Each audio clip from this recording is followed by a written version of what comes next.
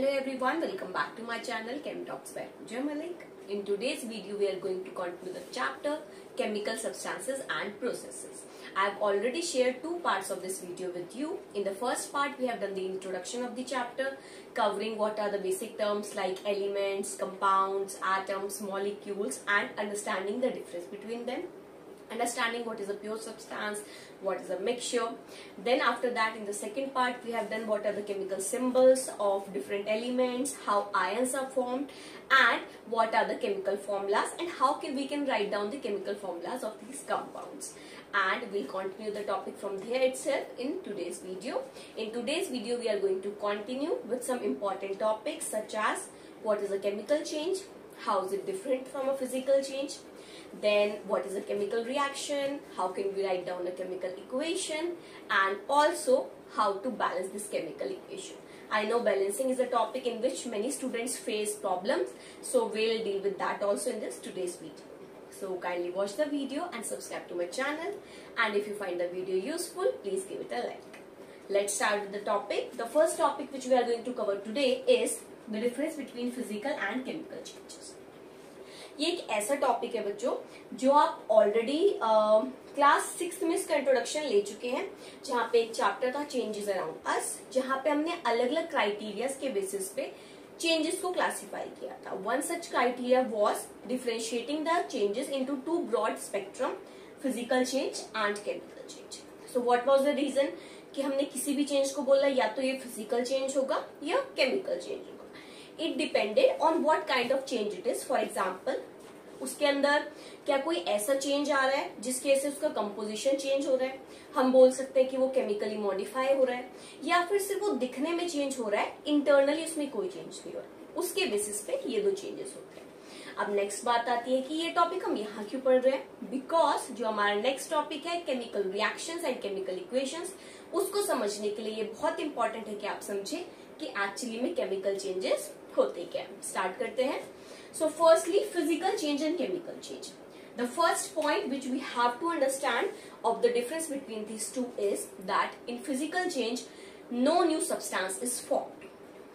This point is easy to remember also and to understand also. क्या कह रहे हैं हम यहाँ पे कि अगर कोई physical change होता है किसी substance में, तो उसमें कुछ नया नहीं बनता. जो substance था, जो compound था, जो element था, वो वैसा का वैसा ही रहता है. चेंज क्या होगा उसके अंदर, सेकेंड पॉइंट देखिए, it's physical state can change. For example, अगर वो सॉलिड था तो चेंज के बाद वो लिक्विड में कन्वर्ट हो सकता है, लिक्विड था तो वो गैस में कन्वर्ट हो सकता है. That is a physical change. हो सकता है उसका कलर चेंज हो, सिर्फ कलर चेंज हो, कोई नई चीज ना बन रही हो, शेप चेंज हो, साइज चेंज हो. जैसे सबसे सिंपल एग्जाम्पल कि आपने एक प्रॉपर ग्लास था कंप्लीट, उसको ब्रेक कर दिया हैमर से, तो उसके पीसेस हो गए. तो जो ग्लास था पूरा ब्रेक होने के बाद भी वो ग्लास ही रहा. जो मॉलिक्यूल बड़े ग्लास में थे वही मॉलिक्यूल ब्रेक होने के बाद स्मॉल पीसेस ऑफ ग्लासेस में भी रहे. तो क्या कुछ नया बना? नहीं. क्या हुआ? बस जो हमारा ग्लास था उसकी साइज और शेप मॉडिफाई हो गया. So we can say breaking of glass is a physical change. No new substances form. इस पॉइंट को कैसे समझेंगे? For example, will consider the melting of ice. ठीक है, आइस मेल्ट करता है, क्या होता है, हमारे पास आइस क्यूब है एक बीकर में. ठीक है जी, जब तक हम उसे रेफ्रिजरेटर में रखते हैं एक पर्टिकुलर टेम्परेचर पे, it is freezing only. We take out the ice cubes, we leave it at room temperature. What you will observe, after some time liquid is formed. So this is the process of melting of ice. So इसके अंदर ice cubes में भी क्या present थे, H2O के molecules. We know the formula what is H2O. And similarly जब वो water में कन्वर्ट हुआ, लिक्विड स्टेट में आया, तब भी उसका फॉर्मूला H2O ही था. So we can say nothing new is formed. Initially also it was H2O, and after the process is completed, after the change has been achieved, it is again H2O only. So we can classify that melting of ice is a physical change. Similarly evaporation is a physical change. Evaporation में क्या होता है, liquid state से gaseous state में convert हो जाता है. Water vapours में कन्वर्ट हो जाता है, बट रहा तो वाटर ही, कुछ नया तो नहीं बना, सिर्फ स्टेट मॉडिफाई हुआ. ठीक है. Similarly tearing of paper. Paper को हमने टीयर किया पीसेस के अंदर, क्या हुआ, छोटा हो गया ना, साइज चेंज हो जाएगा, शेप मॉडिफाई हो जाएगा, क्या कुछ नया बनेगा? नहीं। पेपर में जो मॉलिक्यूल्स इन्वॉल्व थे, जो एलिमेंट्स प्रेजेंट थे, ब्रेक होने के बाद छोटे पेपर में भी वही मॉलिक्यूल्स प्रेजेंट है, nothing new is form. So this is a very important point. In physical change no new substances form. इसी को अगर हम केमिकल चेंज से कंपेयर करें बच्चों, so we can say new substances form. इसका भी एग्जाम्पल चाहिए होगा। इसका एग्जाम्पल हम सिंपल सा लेते हैं, वाटर से रिलेटेड लेते हैं। चलो फॉर एग्जाम्पल हमने एक रिएक्शन पढ़ा था during the introduction of the chapter, ठीक है। हाइड्रोजन प्लस ऑक्सीजन मिलके क्या बनाते हैं? वाटर, ठीक है। कैसे बनते हैं रिएक्शन, हमने ये सिंबल सी क्यों यूज करें, वो अभी हम केमिकल इक्वेशन वाले टॉपिक में और अच्छे से पढ़ेंगे। अभी फिलहाल हम ये समझते हैं कि वाटर किससे बनता है? हाइड्रोजन एंड ऑक्सीजन मॉलिक्यूल से। सो जब तक वाटर फॉर्म नहीं हुआ, इनिशियली क्या था? हाइड्रोजन था, ऑक्सीजन था। एक बार रिएक्शन कंप्लीट हो गया तो हमें क्या मिल गया? वाटर। इसमें मेन चीज आपको क्या ध्यान रखनी है, हाइड्रोजन की जो प्रॉपर्टीज हैं those are completely different from water molecules. Oxygen की जो प्रॉपर्टी है those are completely different from water molecules. कैसे समझेंगे इसको? फॉर एग्जाम्पल, जो फंक्शन हाइड्रोजन प्ले करता है वो सेम वाटर नहीं कर सकता। जो वाटर करता है हम हाइड्रोजन को उस तरह से यूज नहीं कर सकते। क्या हम हाइड्रोजन को ड्रिंक कर सकते हैं? नहीं यूज कर सकते। क्या हम जैसे ऑक्सीजन को ब्रीथ करते हैं, क्या हम वाटर को ब्रीथ कर सकते हैं? नहीं कर सकते। सो इससे हमें ये पता लगता है रिएक्शन से पहले जो कंपोनेंट्स प्रेजेंट थे उनकी प्रॉपर्टीज अलग थी, रिएक्शन के बाद जो बना उसकी प्रॉपर्टीज अलग है। So we can say that a new substance is formed in this case. So it is a chemical reaction. चलो अभी तो हमने ये नहीं पढ़ा है कि हाइड्रोजन ऑक्सीजन ऐड होकर कैसे वाटर बनता है, रिएक्शन की फॉर्म में भी नहीं पढ़ा है। सिंपल एग्जाम्पल लेते हैं, बर्निंग ऑफ पेपर, ठीक है। जब पेपर बर्न होता है तो क्या कोई नई चीज बनती है? हमने बोला पेपर को हमने टीयर करा तो कुछ नया नहीं बना, बट उसको बर्न करने में क्या कुछ नया बनता है? क्या फॉर्म होता है आप बताइए? एशेस फॉर्म होते हैं, ठीक है। एंड साथ में आप देखते हो एक गैस रिलीज होती है, which is carbon dioxide gas. So जब पेपर नॉर्मल था हमारे पास, कंप्लीट था, जब तक हमने उसे बर्न नहीं किया था, तो क्या उसमें से कोई कार्बन डाइऑक्साइड गैस रिलीज हो रही थी? नहीं। सो कार्बन डाइऑक्साइड गैस इस केस में क्या है? एक न्यू सब्सटेंस जो पेपर को बर्न करने के बाद फॉर्म हुआ है। So we can say in a chemical change new substances formed. Second point, chemical change और फिजिकल चेंज में दूसरा डिफरेंस है वो ये कि फिजिकल चेंज में फिजिकल स्टेट चेंज होता है, कलर, शेप या साइज चेंज होता है, बट केमिकल चेंज में कंपोजिशन ही चेंज हो जाता है।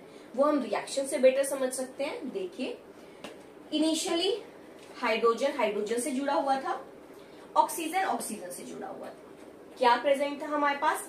एक हाइड्रोजन का मॉलिक्यूल, एक ऑक्सीजन का मॉलिक्यूल। आफ्टर रिएक्शन हमें क्या मिला? एक नया मॉलिक्यूल जिसमें H2 और O2 ने मिलके एक नया कंपाउंड बनाया, विच इज H2O, जिसके अंदर दो हाइड्रोजन एंड एक ऑक्सीजन कंबाइन होकर क्या बनाते हैं? One water molecule. So it is composition change, है ना। Earlier its composition was HHOO. After reaction, it has two hydrogen and one oxygen. So we can say it is a change in the composition. I hope this point is clear. Another example, rusting of iron is also an example of chemical change. How? When iron rusts, what happens is it reacts with water and air. Both moisture and air reacts with the iron and iron oxide is formed. So a new substance is being formed. Iron के ऊपर जो brown colour का layer जमता है उसी को हम rust बोलते हैं, एंड वो पहले प्रेजेंट नहीं था केमिकल रिएक्शन से। सो हम कह सकते हैं कि इस केस में भी एक नया सब्सटेंस बना है। So I hope the main points and the main difference between the physical change and chemical change are clear to all of you. Now we are going to move on to our next topic, which is a chemical reaction. अब हमने chemical change तो समझ लिया क्या होता है, ठीक है जी। इसको केमिकल रिएक्शन से कैसे रिलेट करते हैं? देखिए, जब भी कोई केमिकल चेंज होता है and one substance chemically change into another substance, we can say that a chemical reaction has taken place. For example, we can say when rusting of iron takes place, then iron chemically changes on reaction with water and air into iron oxide. So rusting of iron is a chemical reaction. Here you can see when hydrogen reacts with oxygen and chemically changes into another new compound, that is water. So we can say it is a chemical reaction. जब भी कोई new substance बनता है तो chemical change होता है, and जब भी आप ऑब्जर्व कर रहे हो कहीं पे भी कि एक केमिकल चेंज हो रहा है, एक सब्सटेंस दूसरे सब्सटेंस में कन्वर्ट हो रहा है, केमिकली मॉडिफाई हो रहा है, उसका कंपोजिशन चेंज हो रहा है, तो हम ये कह सकते हैं कि वहां पे एक केमिकल रिएक्शन हो चुका है। इसमें दो मेन टर्म्स हमें समझनी और याद रखनी है, वो क्या कि जो सब्सटेंसेस चेंज होने से पहले होते हैं, मतलब जो हमारे ओरिजिनल सब्सटेंस होते हैं जो रिएक्ट करते हैं उनको हम बोलते हैं reactants, and after the reaction जो हमें मिलता है उसको हम बोलते हैं product. That is our new substances are called products. So chemical reaction क्या होता है? जब एक केमिकल चेंज हो, एक सब्सटेंस दूसरे में केमिकली मॉडिफाई हो एंड रिएक्टेंट्स किस में कन्वर्ट हो जाए? प्रोडक्ट में। केमिकल रिएक्शन टर्म तो क्लियर हो गया। नेक्स्ट टर्म आता है what is a chemical equation. अब केमिकल रिएक्शन और केमिकल इक्वेशन में क्या डिफरेंस है? सेम चीज है, एक माइनर सा डिफरेंस है। क्या? केमिकल रिएक्शन एक रिएक्शन है जो हो रहा है, एंड केमिकल इक्वेशन उसी रिएक्शन का जस्ट एक रिप्रेजेंटेशन है। ठीक है जी। सो जब आप एक केमिकल रिएक्शन जो हो रहा है उसको रिप्रेजेंट करते हो using symbols, formulas, ions, elements in a written form, then it is called a chemical equation. So now we'll see how to write down a chemical equation and how to represent a chemical reaction through a chemical equation. So जैसे कि मैंने आपको दो main points बताए, that the original substance which are present before the change are called reactants, and once the chemical reaction is complete, it changes into products. And products are the new substance formed after the chemical change has completed. Okay. Now chemical equation में हम reactants note down करते हैं, then एक arrow use करते हैं। Arrow क्या show करता है? ये शो करता है कि जो आपका रिएक्शन है that is been completed and your reactants had been converted into the new substance which are your products. अब मैंने डेफिनेशन में क्या आपको एक्सप्लेन किया, केमिकल इक्वेशन क्या है? बेसिकली केमिकल रिएक्शन का ही रिप्रेजेंटेशन है यूजिंग फॉर्मुलाज एंड सिंबल्स। ये फॉर्मुला और सिंबल्स कहां से आएंगे? Yes, from the second part of the video which we have already covered, जिसमें हमने केमिकल सिंबल्स डिस्कस किए थे सभी एलिमेंट्स के एंड फॉर्मुलाज बनाना भी सीखा था। बस उस नॉलेज को हम यहाँ पे डायरेक्टली अब अप्लाई कर देंगे। क्या जी? एक रिएक्शन लेते हैं एंड उसको रिप्रेजेंट करते हैं एंड देखते हैं केमिकल इक्वेशन लिखते कैसे। सो क्या रिएक्शन ले सकते हैं हम? सबसे सिंपल एक इक्वेशन लेते हैं, एक सिचुएशन ले रहे हैं हम। What happens when carbon reacts with oxygen. So ये आपकी एक सिचुएशन है बच्चों, ये आपको एक पूछ रहे हैं कि इन दोनों का जब रिएक्शन होगा, कार्बन का ऑक्सीजन का, तो क्या केमिकल चेंज होगा? उस केमिकल चेंज को एक केमिकल इक्वेशन से रिप्रेजेंट कीजिए। स्टार्ट करते हैं। सबसे पहले हमने क्या देखा कि कार्बन और ऑक्सीजन प्रेजेंट हो गए, प्रोडक्ट क्या बनता है? प्रोडक्ट क्या बनता है? कुछ चीजों का हम प्रिडिक्ट कर पाएंगे from the knowledge of a chemical formulas and कुछ चीजों का हम धीरे धीरे विद टाइम सीख लेंगे। So for example carbon and oxygen जब कंबाइन होते हैं बच्चों तो फॉर्म होता है carbon dioxide. This is the most basic reaction. Okay, now carbon, अगर आप एलिमेंट सिंबल की नॉलेज याद करो तो कार्बन का सिंबल क्या होता है? Capital C. Then plus oxygen का सिंबल क्या होता है? O, arrow. कार्बन डाइऑक्साइड का फॉर्मूला सबको याद होगा, CO2। ठीक है जी। कैसे हमें याद है? बिकॉज ये हम यूज कर चुके हैं। फॉर एग्जाम्पल क्लास 6 में फोटोसिंथेसिस रिएक्शन में हमने पढ़ा था।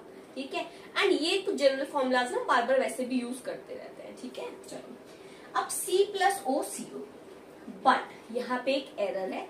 एरर क्या बोलेंगे? मतलब वे एक नॉलेज है जो आप यहाँ पे ग्रास्प करोगे एंड आगे हर रिएक्शन में अप्लाई करोगे। What is that knowledge? That oxygen एक ऐसा एलिमेंट है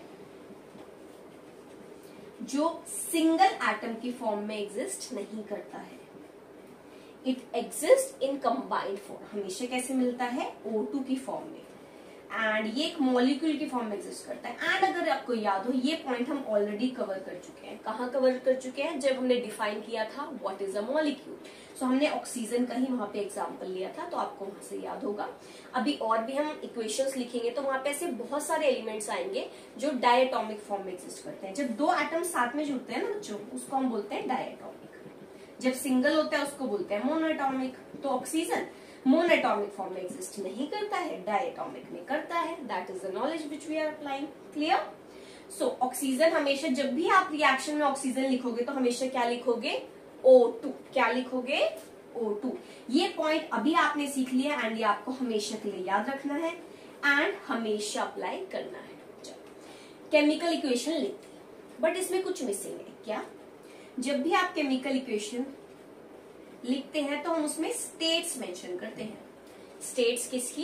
कि ये कौन सी स्टेट में एलिमेंट एग्जिस्ट करते हैं, whether they are solid, liquid और गैसियस। सो अगर कोई एलिमेंट बच्चों सॉलिड होता है तो उसको हम रिप्रेजेंट करते हैं एलिमेंट के साइड में ब्रैकेट में स्मॉल s लिखते हैं। अगर कोई एलिमेंट लिक्विड फॉर्म में एग्जिस्ट करता है देन ब्रैकेट में हम लिखते हैं स्मॉल l। अगर कोई गैसियस फॉर्म में एग्जिस्ट करता है देन ब्रैकेट में लिखते हैं स्मॉल g। एंड एक और स्टेट है जो आपने पहले नहीं पढ़ा होगा, जो हम केमिकल इक्वेशंस में जनरली यूज करते हैं रिप्रेजेंटेशन में, विच इज एक्वस स्टेट। इसको हम रिप्रेजेंट करते हैं small a and q। Aqueous क्या होता है ये? अगर कोई भी सब्सटेंस वाटर में डिसॉल्व है, उसका वाटर में सॉल्यूशन बना हुआ है, तो उसके लिए हम अलग स्टेट लिखते हैं, बिकॉज वो लिक्विड तो नहीं है। जैसे मैंने सॉल्ट लिया, ठीक है, उसको वाटर में डिसॉल्व कर दिया, तो जो सॉल्ट खाली है वो सॉलिड है। अब पानी में चला गया, पानी लिक्विड है, बट NaCl इन वाटर क्या है? It is an aqueous solution। aqueous solution of what? aqueous solution of NaCl in water। So we can say aqueous state is represented to show solution of any substance in water। Clear है point? So एक बार यहाँ पे states लिख के अपनी equation complete करते हैं। Carbon बच्चों सॉलिड स्टेट में एग्जिस्ट करता है। हमें कैसे पता कार्बन सॉलिड है? This is what I was talking about, कि कुछ चीजों में आपकी नॉलेज यूज होगी, नॉलेज जो आप बिल्ड करोगे step by step with the topic. ठीक है जी। सो यहाँ पे हम ये नॉलेज बिल्ड कर रहे हैं दैट कार्बन एक ऐसा नॉन मेटल होता है जो सॉलिड स्टेट में एग्जिस्ट करता है। अगर आप रियल लाइफ से रिलेट कर पाओ तो और अच्छा है। कार्बन की जितने भी एलोट्रॉपिक फॉर्म्स होती है, डायमंड, ग्रेफाइट, ठीक है, ये सब सॉलिड स्टेट में ही एग्जिस्ट करते हैं। तो वो रियल लाइफ एग्जांपल से भी आप रिलेट कर सकते हो। ऑक्सीजन का तो रियल लाइफ से रिलेट करते हैं। ऑक्सीजन में पता है क्या होती है? Gas. So small g। And carbon dioxide भी ऑलरेडी हमें पता है, ये भी हमें याद नहीं करना है, it is a gas. So now we can say that this is a complete chemical equation which represents what happens when carbon reacts with oxygen gas. So this is how we are going to write down and practice different chemical equations. पहले equations लिखना सीखते हैं, उनको completely कैसे लिखते हैं, then next topic balancing पे जाएंगे, okay? So now I have written down few situations for which we will be writing down the chemical equations, okay? So the first situation is carbon reacts with oxygen. For this we have already written the chemical equation. Carbon in solid forms react with oxygen in gaseous forms and gives us the product carbon dioxide which is a gas. Second equation लिखने की कोशिश करते हैं। Hydrogen reacts with oxygen, okay? So सबसे पहले hydrogen का symbol आपको याद होना चाहिए H, प्लस ऑक्सीजन का सिंबल याद होना चाहिए O। एंड अभी हमने क्या पढ़ा था? ऑक्सीजन कैसे एग्जिस्ट करता है? In the form of O2 because it always exist in diatomic form. बेटा आप यहाँ पे एक बार साइड में नोट कर लो, है ना, कुछ एलिमेंट्स होते हैं जो हमेशा डायटोमिक फॉर्म में एग्जिस्ट करते हैं एंड जो आपके बार बार इक्वेशंस में यूज भी होने वाले हैं। ठीक है, elements which are in diatomic state. Okay, एक बार इसको नोट कर लो फिर कंटिन्यू करेंगे बिकॉज ये बार बार यूज होना है। अभी ऑक्सीजन अभी मैंने आपको बताया था exist as O2। Similarly hydrogen is also such element जो हमेशा H2 की फॉर्म में मिलता है। कभी भी H अकेला सिंगल एग्जिस्ट नहीं करेगा, कंबाइन होकर किसी के साथ H प्रेजेंट हो सकता है बट अकेला एग्जिस्ट करेगा सिर्फ हाइड्रोजन, तो H2 की फॉर्म में। Similarly nitrogen exist as N2, okay, chlorine exist as Cl2, bromine exist as Br2, iodine exist as I2। इनको नोट कर लीजिए। ओके, नाउ हाइड्रोजन अभी हमने पढ़ लिया, it exist in the diatomic form which is H2। Hydrogen reacts with oxygen, product क्या बनता है? जब हाइड्रोजन एंड ऑक्सीजन रिएक्ट करता है वी गेट वाटर। क्या बनता है? Water is formed. अब यहाँ पे इंटरेस्टिंग पार्ट क्या है? हाइड्रोजन जो है गैसियस स्टेट में है, हमें पता है हाइड्रोजन एक गैस होता है। Similarly oxygen is also a gas. But जो यहाँ पे वाटर बनेगा ना, हमें पता है वाटर की 3 स्टेट होती है, H2O exist in 3 states, solid, liquid और गैस। बट यहाँ पे जब ये 2 गैसेस के कॉम्बिनेशन से मिलके बनता है, it exist in steam form only, ठीक है। तो हम इसको यहाँ पे गैसियस स्टेट लिखना प्रेफर करते हैं एज कम्पेयर टू लिक्विड और सॉलिड स्टेट। ओके, चलो ये पॉइंट क्लियर है। चलो नेक्स्ट रिएक्शन देखिए, what happens when magnesium reacts with chlorine. अब हम अपनी नॉलेज को यूज करेंगे प्रीवियस। मैग्नीशियम का सिंबल क्या पढ़ाया था आपको, what is the symbol of magnesium, it is Mg, capital M and small g। लिखिए magnesium which is Mg reacts with what, chlorine. Chlorine अभी हमने पढ़ा उसके अंदर, है ना, टेबल के अंदर, it is existing in diatomic form, so Cl2। मिलेगा क्या हमें प्रोडक्ट, ये हम केमिकल फॉर्मूलाज में बनाना सीख चुके हैं। तो जब भी ऐसा कोई आपको इक्वेशन दिया हो जिसमें एक ऐसा मेटल प्रेजेंट हो, ठीक है, मेटल हमें पता है हमेशा पॉजिटिव आयन बनाते हैं, ये हमें पॉइंट याद रखना है। सो मेटल प्रेजेंट हो, किसी नेगेटिव ऐसे चीज के साथ रिएक्ट कर रहा हो जो नेगेटिव आयन बना सके, ठीक है, जो एनायन की फॉर्म में एग्जिस्ट कर सके, तो हमेशा हम इसका पॉजिटिव आयन लिखेंगे Mg2+, इसका नेगेटिव आयन लिखेंगे Cl-, एंड हमें पता है क्रॉस मल्टीप्लाई होकर क्या होता है Mg। Cl के ऊपर जो नंबर है वो यहाँ जाता है, मैग्नीशियम के ऊपर जो नंबर है यहाँ जाता है MgCl2। So our product will be MgCl2. This we have already discussed in the last video. If you haven't watched the video, you'll find the link in the description box. Okay? चलो MgCl2 कैसे बनता है clear है। आप states बताइए। Chlorine की state तो आप बता सकते हैं, जितने भी हाइड्रोजन हो गया, ऑक्सीजन हो गया, क्लोरीन हो गया, नाइट्रोजन हो गया, these exist in gaseous state only, ठीक है। Chlorine is in gaseous form। Magnesium एक मेटल होता है, यहां से हम एक ये पॉइंट अपनी नॉलेज में ऐड कर सकते हैं, most of the metals, not all but most of the metals exist in solid state. So magnesium एक मेटल है, so solid state में होगा। अब इनसे मिलके जो कंपाउंड बना है ये क्या है, सॉल्ट है एक तरह का, so it will exist in solid state. I hope this chemical equation is clear to all of you. Next पे चलते हैं, fourth, hydrogen reacts with chlorine. ये दोनों कॉम्पोनेंट तो अभी हमने डिस्कस किए, hydrogen H2 in the gaseous form plus chlorine Cl2 in the gaseous form, combine होके क्या बनाएंगे। अब आप बताइए यहाँ पे क्या बनेगा, इसको भी आप प्रिडिक्ट कर सकते हैं। पता है कैसे, हमें पता है हाइड्रोजन का एक पॉजिटिव आयन एग्जिस्ट करता है H+, एंड क्लोरीन का नेगेटिव आयन एग्जिस्ट करता है Cl-, क्रॉस मल्टीप्लाई होके क्या बन जाएगा HCl। सो हमारा प्रोडक्ट क्या बना बच्चों, HCl। HCl will also exist here in gaseous form, combination of two gases. Clear? चलो नेक्स्ट देखिए फिफ्थ, ये आप लिखना ट्राई कीजिए तब तक, sodium reacts with chlorine. Okay, sodium का एलिमेंट का जो सिंबल होता है that is capital N small a। State की बात करें, सॉलिड स्टेट में एग्जिस्ट करता है, क्यों, सेम जो नॉलेज यहाँ पे अप्लाई की थी, because sodium is a metal which exist in solid state. Plus reaction chlorine के साथ कर रहे हैं, अगेन Cl2, प्रोडक्ट में क्या बनाएगा, यहाँ पे अगेन हम प्रीवियस नॉलेज यूज करेंगे, Na+, सोडियम का आयन, Cl- क्लोराइन का आयन, क्रॉस मल्टीप्लाई होकर बना लेते हैं NaCl। Again NaCl is a salt, so it will exist in solid state. Clear? चलो सिक्स देखिए, aluminium reacts with oxygen.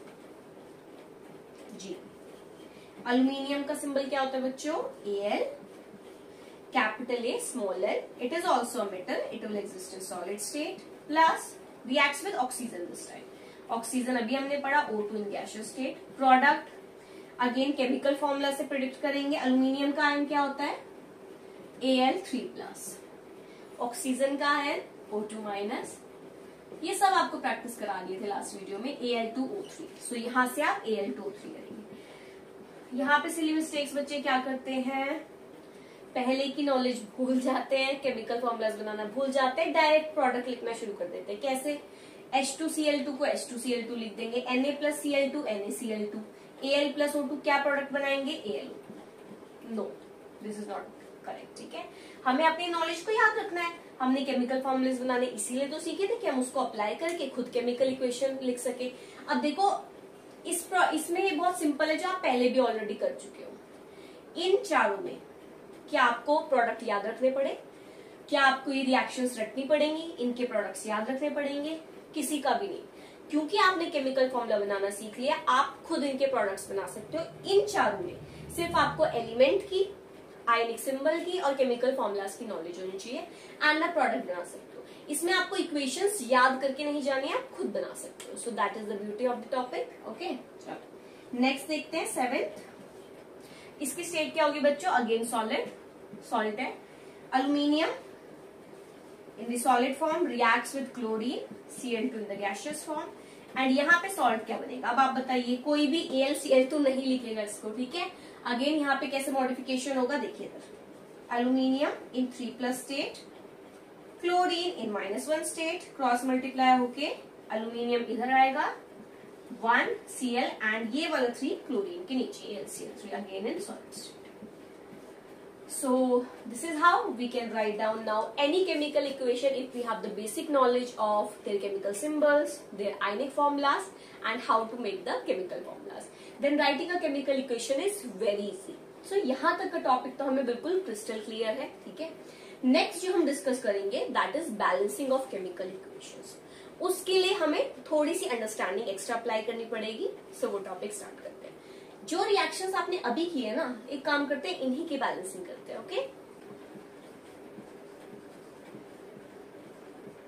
Balancing chemical equation start करते हैं अपना next topic. Okay, same situations लेंगे, रिवीजन भी हो जाएगा आपका एंड इन्हीं को बैलेंस करते हैं। पहली situation, carbon reacts with oxygen to form carbon dioxide. Because states वाला जो पॉइंट है वो आपको क्लियर हो गया है, सो मैं अब इन बैलेंसिंग वाले एग्जांपल्स में स्टेट्स नहीं लिख रही हूँ, ठीक है। इट इज अंडरस्टूड कि जब आप एग्जाम में लिखते हो केमिकल इक्वेशन आपको स्टेट जरूर मेंशन करना है। यहाँ पे अब हम सिर्फ बैलेंसिंग पे फोकस करेंगे। Carbon reacts with oxygen to form carbon dioxide. Balancing कैसे करते हैं, क्यों करते हैं? सबसे पहले रीजन पता होना चाहिए हम बैलेंसिंग कर क्यों रहे हैं। देखो, हम बैलेंसिंग इसलिए कर रहे हैं बिकॉज एक लॉ होता है, law of conservation of mass. Law of conservation of energy तो आपने सुना ही होगा इन जनरल भी, ठीक है। क्या कहता है वो? That energy can neither be created nor be destroyed but it can be transform from one form to another. उनके कहने का मतलब क्या है? फॉर एग्जाम्पल, आपने कहा कि यहाँ पे हीट एनर्जी प्रेजेंट थी, ठीक है, और लाइट एनर्जी प्रेजेंट थी। उसको यूटिलाइज करके मैंने केमिकल एनर्जी में कन्वर्ट कर दिया किसी तरह, ठीक है। सो वो ये कह रहे हैं कि जितनी हीट एनर्जी और लाइट एनर्जी प्रेजेंट थी उतनी ही केमिकल एनर्जी जनरेट होनी चाहिए। ऐसा नहीं हो सकता कि एनर्जी थी नहीं पहले और खुद प्रोड्यूस हो जाए, या जो एनर्जी थी वो खत्म हो जाए। ऐसा कभी नहीं होगा। एनर्जी ना तो क्रिएट होगी ना डिस्ट्रॉय होगी, बस वो एक फॉर्म से दूसरी फॉर्म में हमेशा कंटिन्यूसली क्या होती रहती है? कन्वर्ट होती रहती है। Similar is the law of conservation of मास। वो क्या कहता है? मास can neither be created nor be destroyed. मतलब हम कभी भी मास क्रिएट नहीं कर सकते, ना ही डिस्ट्रॉय कर सकते। सो यहाँ पे जितने भी एलिमेंट्स हम पढ़ते हैं ना, उन सबका भी एक वेट होता है।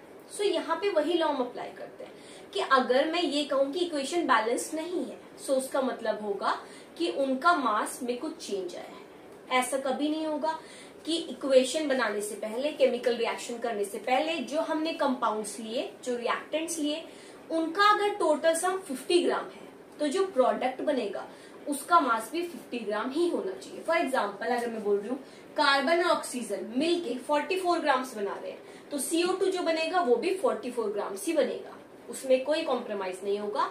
Law of conservation of mass is a universal law जो हमेशा फॉलो होगा, ठीक है। अगर इक्वेशन बैलेंस है तभी law of conservation of mass follow हो रहा है। अगर इक्वेशन बैलेंस नहीं होती है इसका मतलब law of conservation of mass follow नहीं हो रहा है। कैसे, वो भी समझते हैं। ये जस्ट एक थोड़ी सी एक्स्ट्रा नॉलेज थी, इसको अप्लाई करेंगे तो आपको क्लियर हो जाएगा, ठीक है। देखिए, फॉर एग्जाम्पल मैं बोल रही हूँ कार्बन का एक मॉलिक्यूल है, डन, प्लस ऑक्सीजन का एक मॉलिक्यूल है, एक और हमें पता है कार्बन का एक एटम है, सॉरी मॉलिक्यूल टर्म यहाँ पे यूज नहीं करेंगे, एंड O, ठीक है। ऑक्सीजन हमारा हो गया, this is carbon, this is O2। Reaction कर रहे हैं, मैंने बोला रिएक्शन के बाद CO2 बना, मतलब एक कार्बन बना और ऑक्सीजन बना, ठीक है। सो ये कार्बन हो गया, ये 2 ऑक्सीजन हो गए। तो पहले एक कार्बन था, 2 ऑक्सीजन थे। After reaction also 1 carbon and 2 oxygen are present. That means this equation is balanced. ये इक्वेशन क्या है? बैलेंस्ड है। दोबारा समझते हैं। जब हमने केमिकल रिएक्शन नहीं कराया था तब एक कार्बन था, 2 ऑक्सीजन थी, राइट। जब ये मिक्स हुए, इन्होंने रिएक्ट करा, एक नया कंपाउंड बना कार्बन डाइऑक्साइड। जो कार्बन डाइऑक्साइड बना उसकी प्रॉपर्टी कार्बन से भी अलग है, ऑक्सीजन से भी अलग है, बट कार्बन डाइऑक्साइड में भी एक ही कार्बन प्रेजेंट है और 2 ही ऑक्सीजन प्रेजेंट है। इसका मतलब जितने एटम्स रिएक्शन से पहले प्रेजेंट थे उतने ही रिएक्शन के बाद है। सो ये law of conservation of mass को फॉलो कर रहा है and that is why we can say equation is balanced. So इस इक्वेशन को हमें बैलेंस करने की जरूरत नहीं है, it is already balanced. But what if a situation is created in which the equation is not balanced, मतलब reactants reaction से पहले जितने एटम्स थे हमने देखा प्रोडक्ट में उससे कम या ज्यादा है, वो तो पॉसिबल नहीं है। एक्स्ट्रा एटम आएगा कहां से? It is not following law of conservation of मास। तो उस केस में बच्चों हमारी इक्वेशन गलत हो जाती है। तो हम अपने इक्वेशन को जस्टिफाई कर सके उसके लिए हम इक्वेशन को क्या कर देते हैं? बैलेंस कर देते हैं। कैसे वो सीखते हैं। सेकेंड एग्जाम्पल देखते हैं। चलो क्या है second example? Hydrogen reacts with oxygen.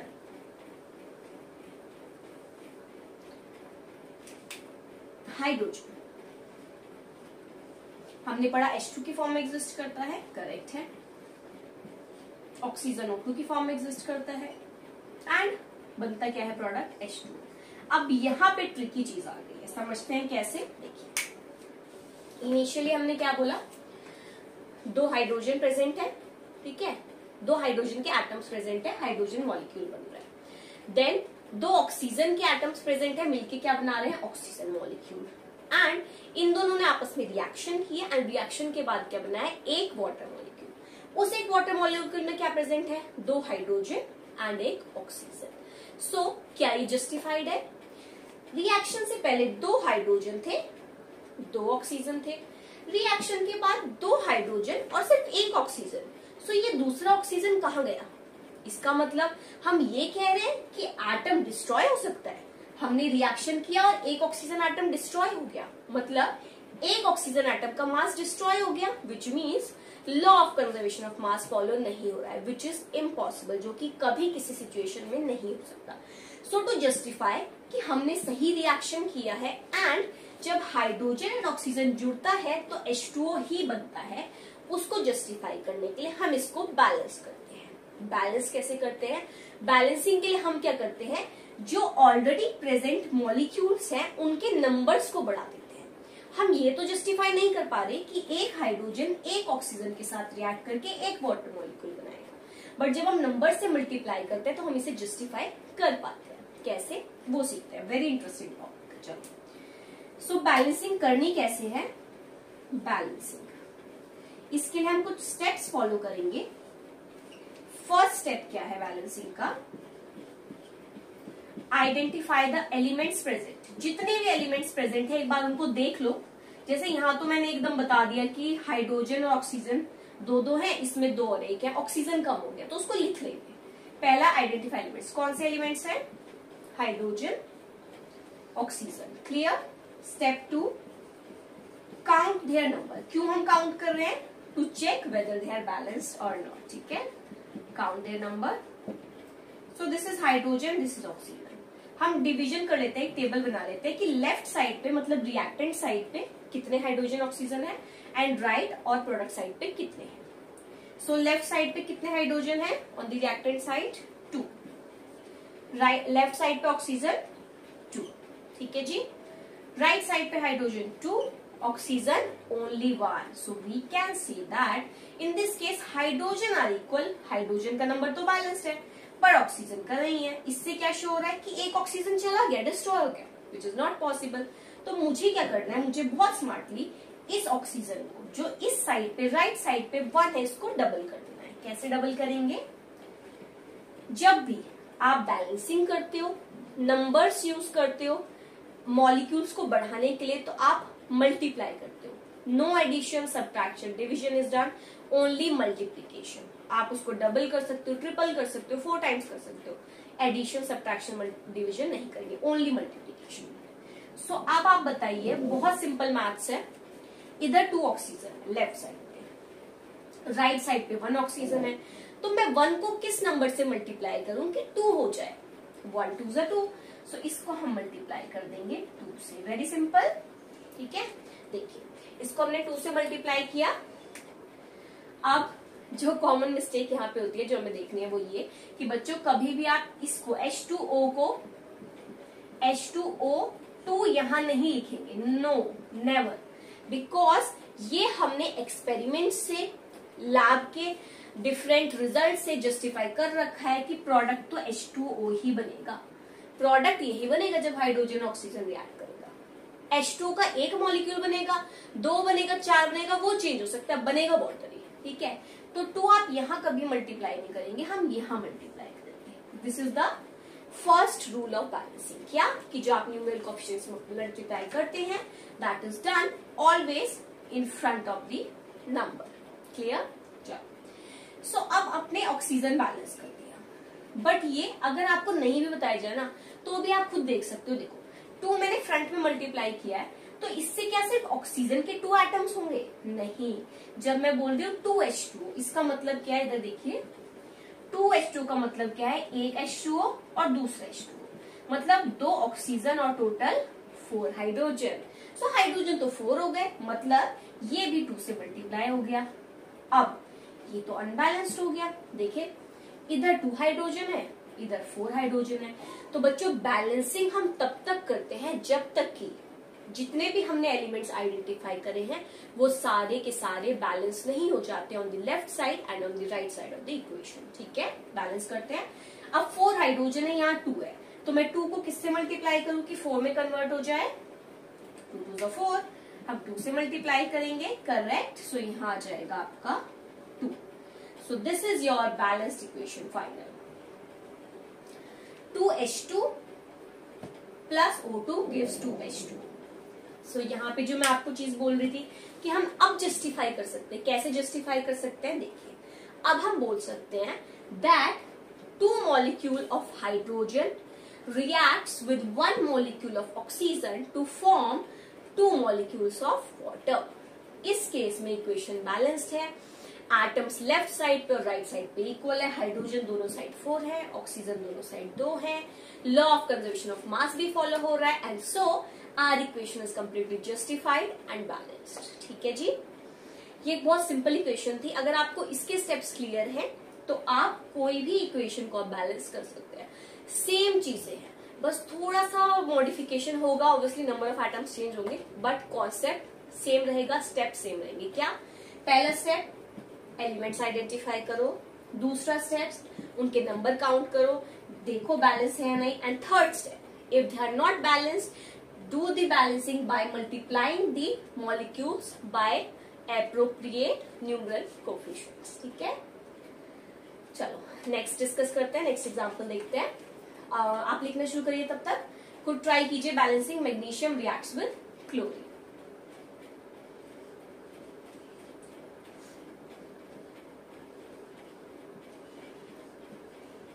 So this is the equation which is formed when magnesium reacts with chlorine, MgCl2 is formed. Balancing देखते हैं। सबसे पहला स्टेप 1, एलिमेंट्स आइडेंटिफाई करेंगे। What are the elements present? Magnesium, chlorine. Step 2, count their atoms on the left side and the right side. So magnesium है, chlorine है, left side right side पे count करेंगे। Magnesium on the left side 1 atom, chlorine 2 atom. Right side पे 1 2, ये तो equal आ गया। So we can say that the above equation is already balanced. So इसमें तो हमें कुछ भी नहीं करना पड़ा, this was already a balanced equation. ठीक है, ये भी देखना जरूरी है, ऐसा नहीं है सारी अनबैलेंस्ड इक्वेशन ही ट्राई करनी है। ठीक है, चलो नेक्स्ट देखिए situation number 4। Hydrogen reacts with chlorine. Equation अभी हमने लिखी थी H2 plus Cl2 forms HCl। इसको भी समझेंगे, इमेजिन कीजिए। पहले इमेजिन करके समझेंगे, फिर बैलेंसिंग करते हैं। चलो ये जो लिखी है इक्वेशन, ये क्या कहती है? इनिशियली 2 हाइड्रोजन एटम्स थे, मिलके क्या बनाया? Hydrogen molecule. Then 2 chlorine atoms थे, मिलके क्या बनाया? Chlorine molecule. दोनों ने रिएक्शन किया और फाइनली क्या बनाया? एक HCl मॉलिक्यूल। सो इसके अकॉर्डिंग पहले 2 हाइड्रोजन थे, 2 क्लोरीन थे। रिएक्शन के बाद तो एक ही हाइड्रोजन और एक ही क्लोरीन बचा। दूसरा हाइड्रोजन और क्लोरीन कहाँ गया? ऐसा तो हो नहीं सकता कि वो डिस्ट्रॉय हो जाएगा, कहीं तो वो भी यूटिलाइज होगा। तो यहाँ पर तो बैलेंसिंग बिल्कुल ईजी है। यहाँ पे हम कह देंगे कि भाई 2 हाइड्रोजन और 2 क्लोरीन एटम ने मिलकर 2 HCl मॉलिक्यूल बना लिया, दैट्स इट। ठीक है, सो यहाँ पे अगर आप 2 मल्टीप्लाई कर दो तो देखो इक्वेशन क्या हो जाएगी, बैलेंस हो जाएगी। ठीक है, इसी को मेथड से करते हैं अपने। स्टेप 1 जी, what is step 1? Identifying the elements which are hydrogen and chlorine. Step 2, counting their numbers on the left side and the right side. Hydrogen are 2, chlorine are 2, and on the right side hydrogen is 1, chlorine is 1. Balanced है? बिल्कुल नहीं, दोनों equal नहीं है। कैसे equal करेंगे? 1 को 2 कैसे बनाते हैं? 2 से मल्टीप्लाई करके। एक को आप 2 से मल्टीप्लाई करोगे तो दूसरा अपने आप 2 से मल्टीप्लाई हो रहा है, and the number have become equal. So we can say that this is now a balanced equation. H2 plus Cl2 gives 2HCl. I hope examples आपको समझ आ रहे हैं। अगर किसी भी एग्जाम्पल में कोई डाउट आता है, कोई क्वेरी आती है, तो आप प्लीज कमेंट सेक्शन में मेंशन कर सकते हैं। नेक्स्ट एग्जाम्पल ट्राई कीजिए तब तक। Next is sodium reacts with chlorine. Okay जी, सोडियम का सिंबल बच्चों Na, reacts with Cl2, chlorine and forms NaCl. ये जो आपको टेबल फॉर्म है तब तक करने की जरूरत है जब तक आप प्रैक्टिस करो। एक बार प्रैक्टिस हो जाएगी ना, फिर आप डायरेक्टली मल्टीप्लाई भी कर सकते हो। ठीक है, चलो देखो जी, आइडेंटिफाई करेंगे एलिमेंट्स सोडियम क्लोरीन, काउंट करेंगे। लेफ्ट साइड पे 1 सोडियम 2 क्लोरीन, 1 सोडियम 1 क्लोरीन। ठीक है, सो सोडियम तो इक्वल है बट क्लोरीन इक्वल नहीं है। जो इक्वल नहीं है हमें तो उसको इक्वल बनाना है।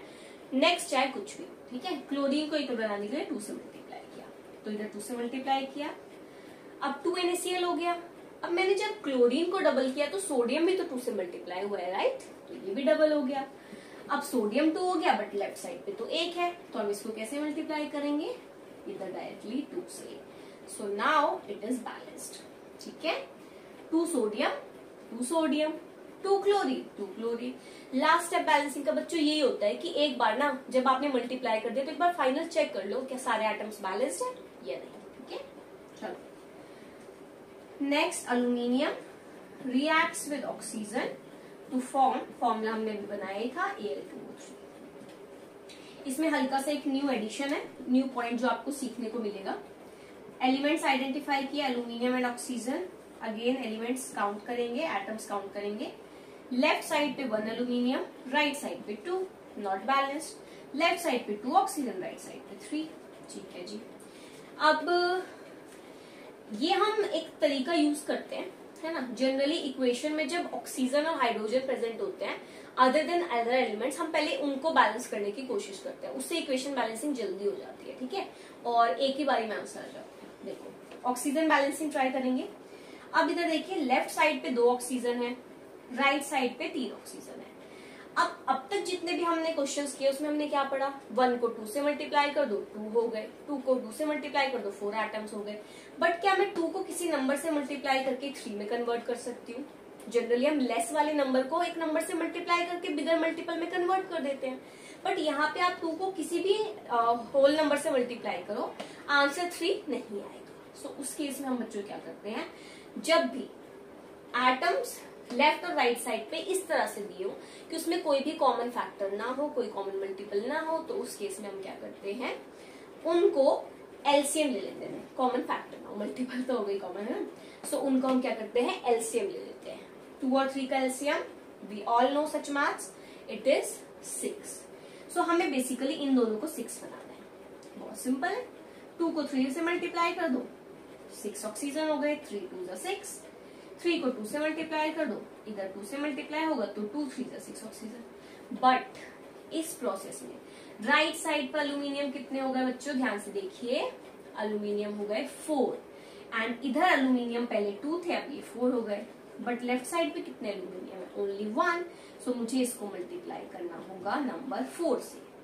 जैसे आप इसको 4 नंबर से मल्टीप्लाई करेंगे आप देखेंगे इक्वेशन हो गई है बैलेंस। चेक करते हैं, 4 अल्यूमिनियम, 2 2 जा 4 अल्यूमिनियम, 3 2 जा 6 ऑक्सीजन, 2 3 जा 6 oxygen, and now the equation is balanced. So यहाँ पे हमने एक न्यू पॉइंट क्या सीखा, जब अगर डिफरेंट तरह के नंबर दिए हो तो हम उनका एलसीएम लेके उन्हें क्या कर सकते हैं, बैलेंस कर सकते हैं।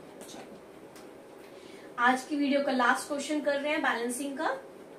लास्ट पार्ट देखिए 7th, which is when aluminium reacts with chlorine. Okay, aluminium reacts with chlorine and forms AlCl3. right?